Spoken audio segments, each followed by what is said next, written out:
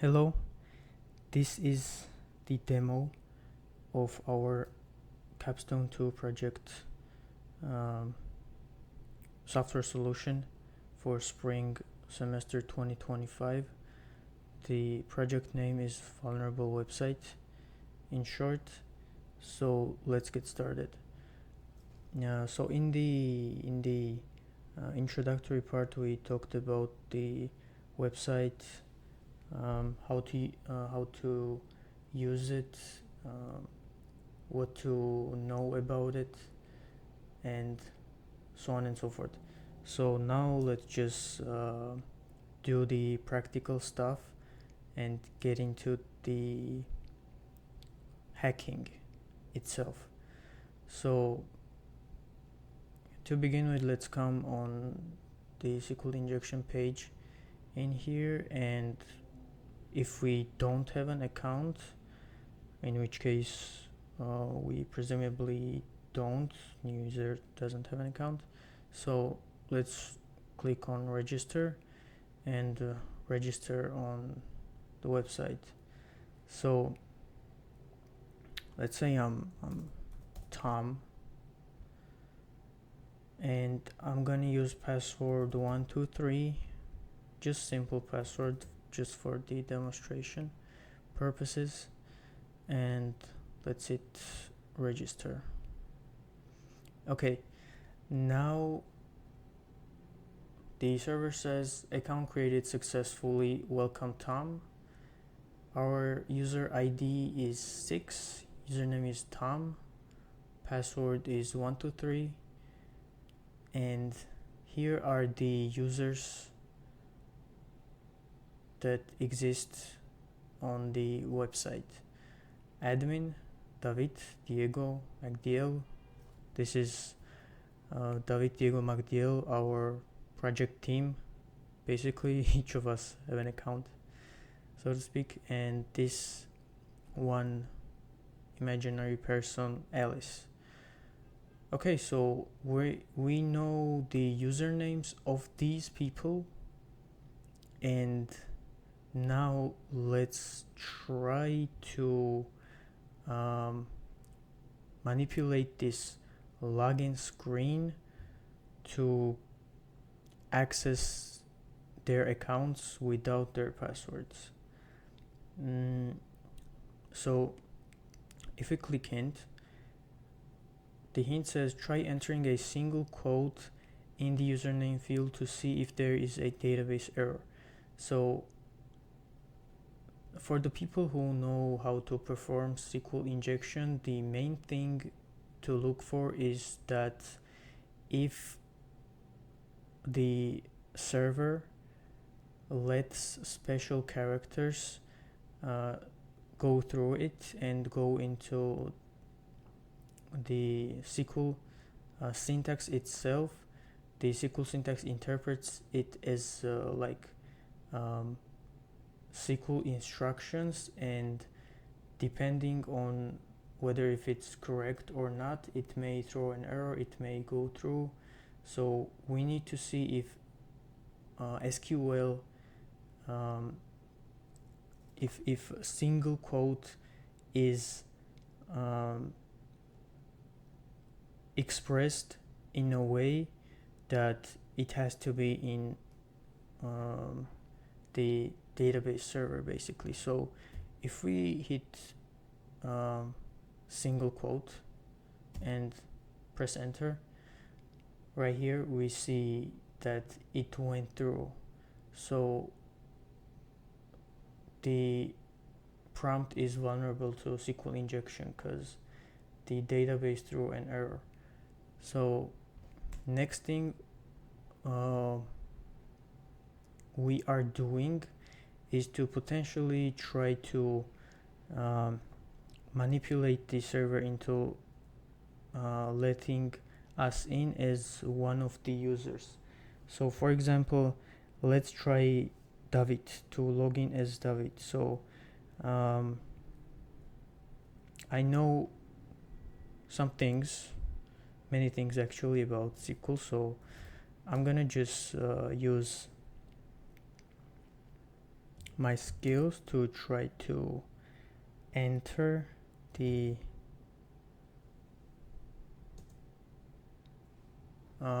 account as David without the password. So the first part here is the username, then a single quote, then one space, then comment in SQL syntax, and then one space again. So if we press enter, only with this we are in as David. ID is 2, username is David, and password is this. So now all we ask you to do is to access it as admin. So if we go back and move on to XSS section, and if we click show hint, to accomplish what this tells us to do, we need to know some JavaScript, some HTML, so on and so forth.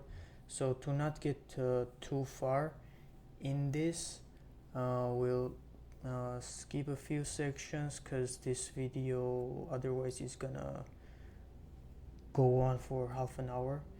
So let's just demonstrate maybe command injection, and let's ping 8.8.8.8 and see the results. Okay, so as you see, ping this prompt lets us ping any address we want to ping, and the command is run on the server side. So it displays ping results here, nothing special, and the user needs to know how to manipulate the commands to run desired commands basically. So if you know Windows batch, you know that this is the syntax to run additional commands after it. So in bash this would be a little different. We do also have a Linux version of the website set up, so you do have to know bash if you're gonna be using that to complete the command injection challenge. So if we press enter right here, you can see that it displayed the ping results and then went on and displayed all the files that exist in the current directory of the project. So with this information, what we want from the users is to basically figure out how to look into these individual files, find sensitive information about the website, and potentially access like user accounts with that obtained information to gain unauthorized access, so to speak. So okay, let's demonstrate insecure direct object reference. So last time we were logged in. Okay, let's log in now as Tom again. So 123 was Tom's password. Okay, welcome Tom. Let's go back and let's go to IDOR page. And what this does basically is that the server saves session key on your browser for 24 hours and if you click here, click on the view profile, the server sees that, okay, this browser has this session key saved, so this is for Tom, and let me give access to Tom to his account. So you stay logged in basically. But if you log in as a different user, for example David,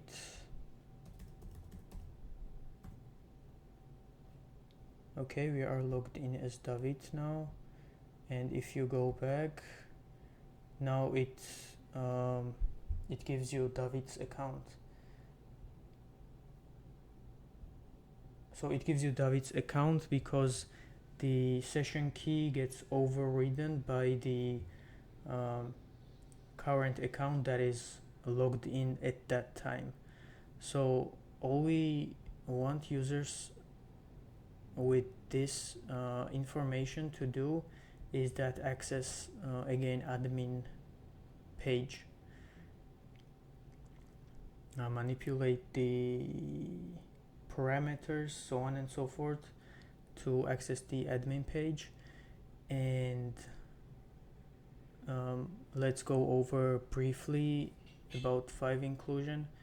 So this is the hint, and basically in here what we want you to do is that come up with a PHP script file that contains PHP script code basically that manipulates things on the server side. We have actually, let me show you the example payload that team has prepared for this. Let's wait for it to load. Okay, so this is the example payload for the file inclusion. If you run this code, it will basically give database information for every user, like their passwords, their usernames, so on and so forth. But from the actual users of the website, we expect them to figure that out themselves through looking at the code of the website, through looking at the hints, and all the other information they can find through these links, where they can read more about each of the vulnerability. So that's it for the demonstration of this website. And again, if anything to you was unclear, you can always come here and read the README file, every instruction about the setup, configuration, maintenance, usage, like everything is here written for you, for Linux users as well as Windows users. And with that being said, that's it for this video. Bye bye.